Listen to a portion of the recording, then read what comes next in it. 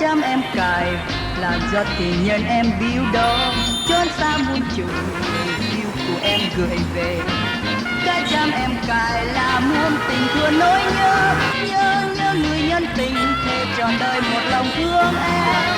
Cái chăm em cài bằng chi nào em đâu biết, ấy anh đã làm bằng viên đạn đồng. Anh đã làm bằng viên đạn đồng san chói, ấy cúp của quân thù làm một ngày gửi về cho em. Ai nhớ ai phải chăm em cài để làm tin tình của mình đó. Chăm hỡi chăm mày làm sao nhớ thương tình nhân. Cái chăm em cài là do tình nhân em biếu đó, đáng chi đâu nào một viên đạn đồng. Thế sao đêm ngày ngồi mơ rồi thương với nhớ người nhân tình đã thề nguyện cùng mình sẽ duyên.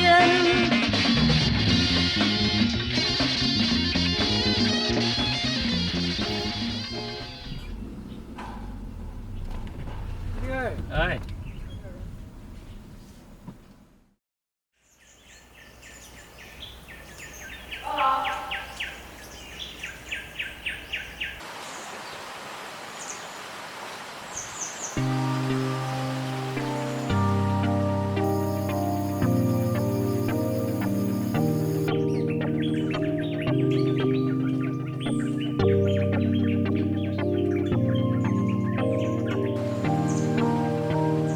I am Tuan Ben Dixon. I am the country director for Animalsasia in Vietnam. I started working for Animalsasia in 2004. My name is Mandala Hunter Ishikawa. I'm a veterinarian from the U.S. I've been working for Animalsasia for over 2 years. My name's Sarah Dempsey. I'm a bear manager here at the Vietnam Bear Rescue Centre. Jill Robinson from Animalsasia, she came to Vietnam and she started looking at how she can help this bear much more. And she wanted to start a rescue center here. So that's when I started to volunteer for Animalsasia, and that's where I started. I first came across Animalsasia online. I think I read an article about bears in Asia, and I clicked, and there was a lot of information on the website. And one day I saw the link that said careers, and then there was a job opening for a veterinarian. So yeah, that's where I ended up here.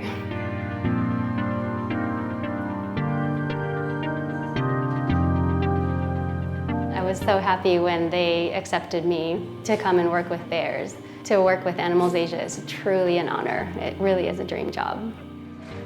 I met Anne-Marie and Nicola from the China Centre at a conference that I was presenting at, and saw some more videos from Animalsasia and spoke with them, and just became a lot more aware of the overall work and the extent of the issues.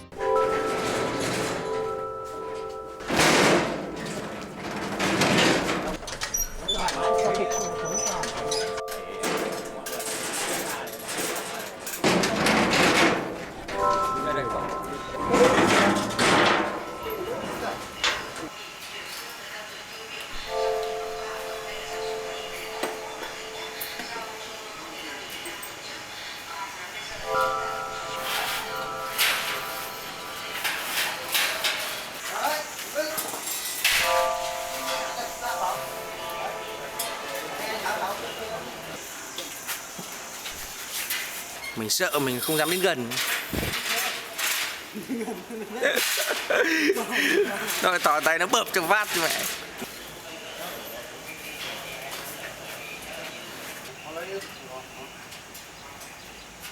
Cái gheo đấy để làm gì anh? Bôi trơn à?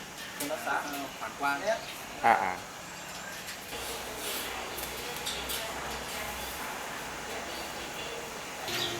Anh chẳng biết kêu gì cả. Kêu rồi.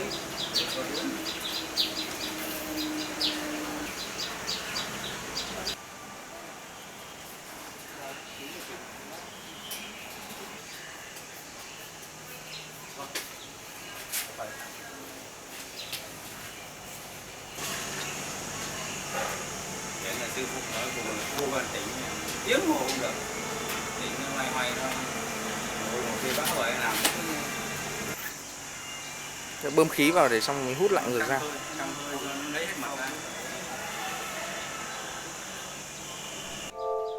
the international bear trade around the world, which is mostly Vietnam, China, and South Korea, is around $2 billion a year. In Vietnam, although it's illegal, it's quite sad that the government has banned it. But just like any illegal product, you can still buy it. There is a street in Hanoi. It's called La Dong Street. It's a traditional medicine street where they sell a lot of the traditional medicine products. You can go down there and ask them, and they'll sell you bear bao. Và đây là thần công ty tư nhân.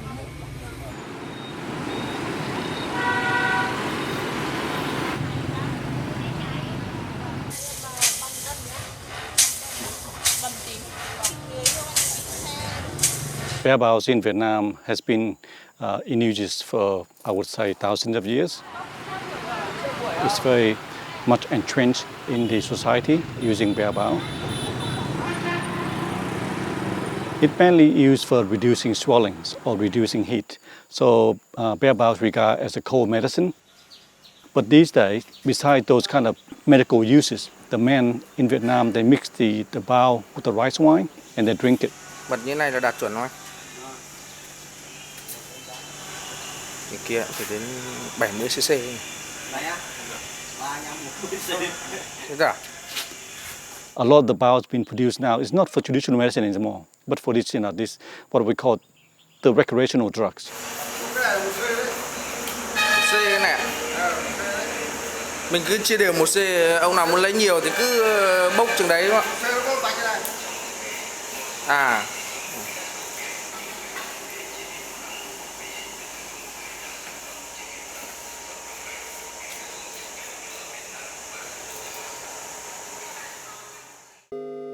We have been working with the Vietnam Traditional Medicine Association, and they have come here and to help us build this garden. And here we grow 28 of the 32 herbal alternatives that are being used by many of the doctors in Vietnam instead of a bear bao to treat various illnesses.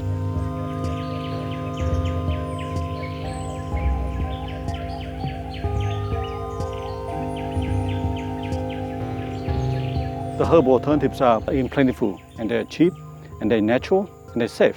This is what we're trying to promote, and this is part of our work trying to reduce the demand of bear bao.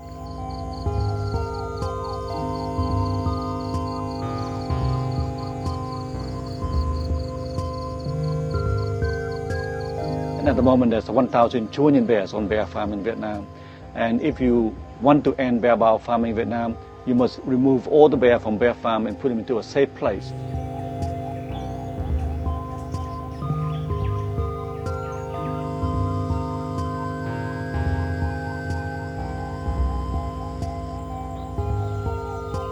We have very good help from the local government.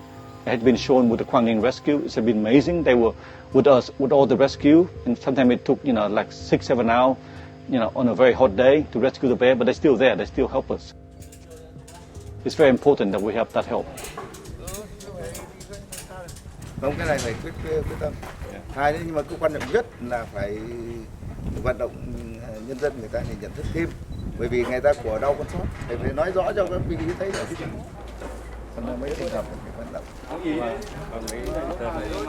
We try and keep it limited to as few people as possible for the rescues, and the vet team are the most important to be there because they usually need to give initial health checks and sometimes like GAs in the field for certain bears. We go as a big team to go get the bears off the farms. So sometimes they require an anesthetic to be out of their cage, and sometimes they can be just hooked up, and then they walk through with honey.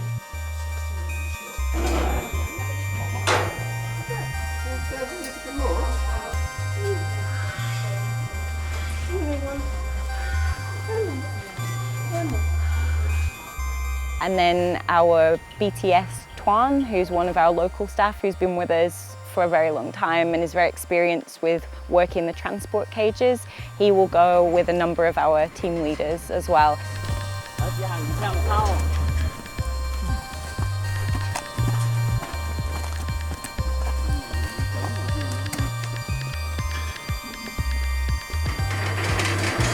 When they come back here, the bears go through a 45-day quarantine period. So that's just to protect the new bears as well as our resident bears.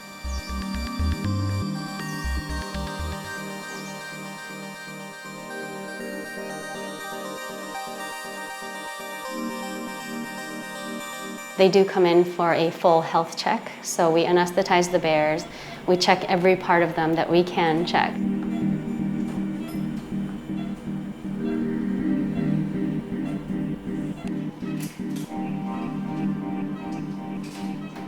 Seeing where the bears come from and knowing how long some of them have been in those situations, it's completely heartbreaking.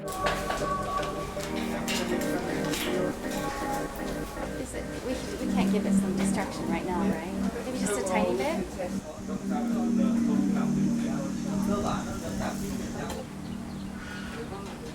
When they come to the center, they have broken teeth that are abscessing usually. Their teeth break because they didn't have a proper diet growing up, and they also, out of frustration, they bite the bars and they break the teeth.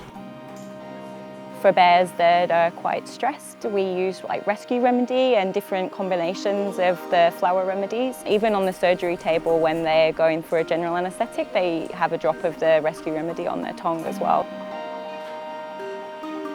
A lot of bears, because of the poor nutrition and the stress, they have cataracts or signs of high blood pressure. Some bears are actually blind.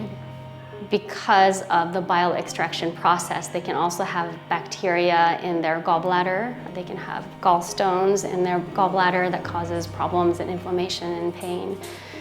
We also see arthritis in bears that are younger, that probably shouldn't have arthritis yet because they've been in a small cage their whole lives without any ability to move around much. They have a pretty big range. Most bears would range across very large areas of Vietnam, and their Asiatic black bear range is throughout Asia. Here we have around 11 hectares of land which we've divided up, and obviously we offer them the best space that we have available.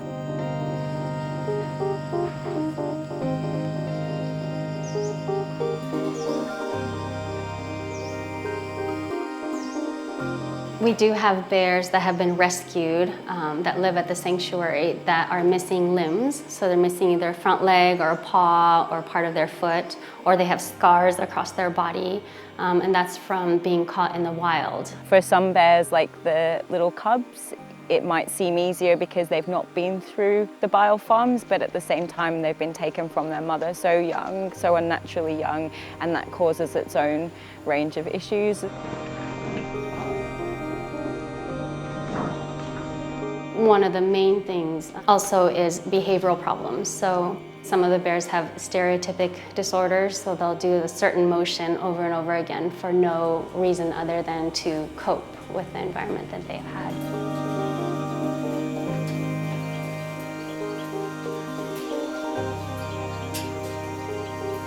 The bears has an individual personality and slightly different character traits, and some of the bears that have been through the worst situations and look the worst, like they're physiologically just look in a very bad way, are some of the most forgiving, who instantly are very friendly with staff. They don't show aggression, and then some bears show aggression when they arrive. They've been through the stress of moving from the farm. But they do usually over time, even within a few days of having really nice things, honey, apples, pears, things that are nice all the time, and we never hurt the bears. So they do start trusting people. It's amazing. The nicest thing is you see that they do learn to trust people quite quickly, on the most part very quickly, which I think is a testament to them as animals and what we've put them through as people. For them to be that accepting of us is incredible.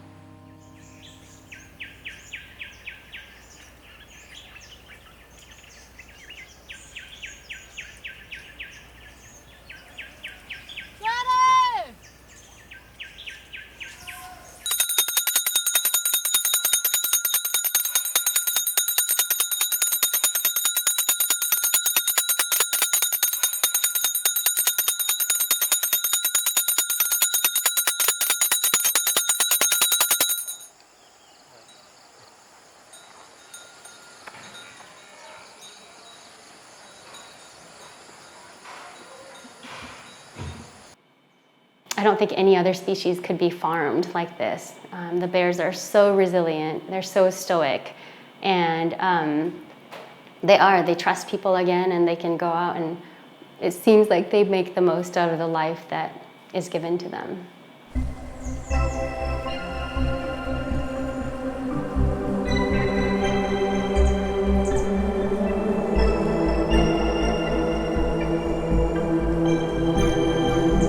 If we wanted to release bears, then we simply don't have the programs or the protected habitat in place to do so. It's not to say that in the future we won't, because we are working with different NGOs and universities to try and establish areas of land for that in the future. We don't have a choice to release them into the forest. One of the major reasons is that they already have problems from living in captivity from the time they were most likely babies. So they don't really have many skills to be out in the wild. We got 2 more enclosures to build to complete the Tamdao Bear Sanctuary. After that, we need to look at all the sanctuary as well. Because if the bears are still on the farm will continue to extract the bile, and the bear continue to suffer. And we called it environmental enrichment, and it basically just is anything that is stimulating within their environment and enriching their environment. So environmental enrichment can be anything from the enclosure itself, which offers enrichment in the forms of smells, sights, scents, opportunities to dig, insects, natural trees.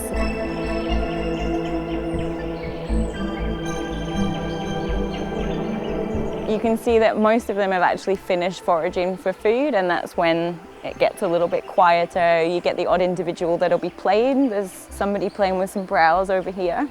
Quite a few bears playing on top of the platform.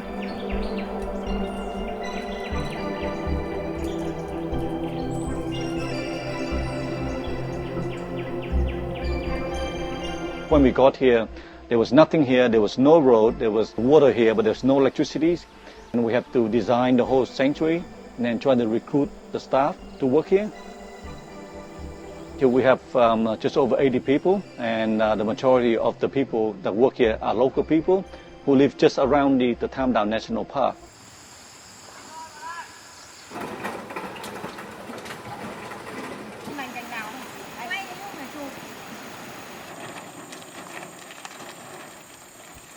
We have staff like Tuan, our BTS, and Chen, who's our other BTS, which stands for Bear Team Supervisor. So they are staff that we've had for a while that have showed the initiative to be very capable in leadership roles and very good with the bears and the day-to-day husbandry.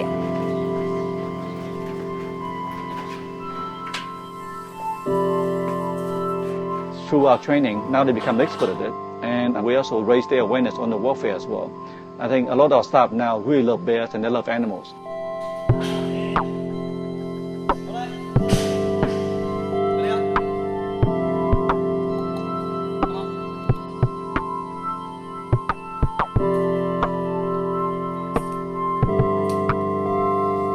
It's a slow process, but we're really pleased with how well they're doing, and hopefully in the future we'll be able to take on more people in that way.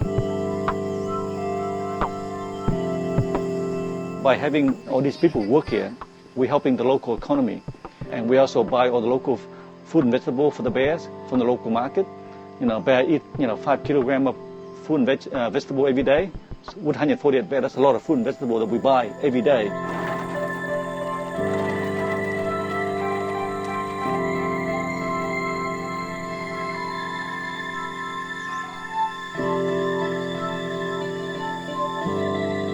Between the vets and the bear managers, we manage diets across the centre for every individual bear, and that includes taking age considerations, weight considerations, and seasonal variations.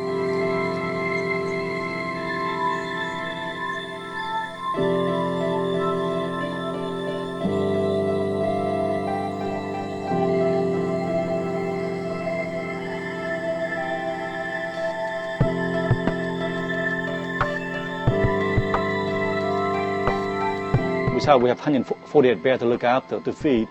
We also have teams like the maintenance team to keep the sanctuary running. security team to keep the place safe.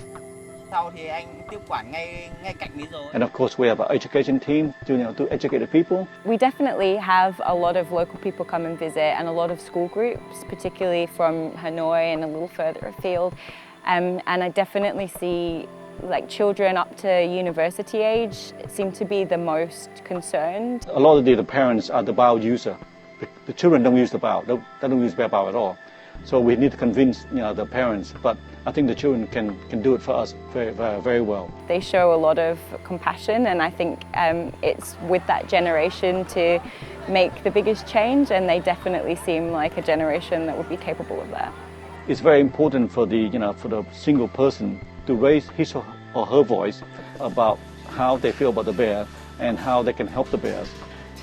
There's also a lot of other issues that Animalsasia and other NGOs address too, like the cat and dog meat trade and also the critical endangerment of a number of different species. So if you are really interested in the work of Animalsasia and think what we're doing is a great thing, then please share it with everybody, whether it's on YouTube or Facebook or by email or just showing friends. What anybody can do is just donate a little bit of money every year and be a supporter.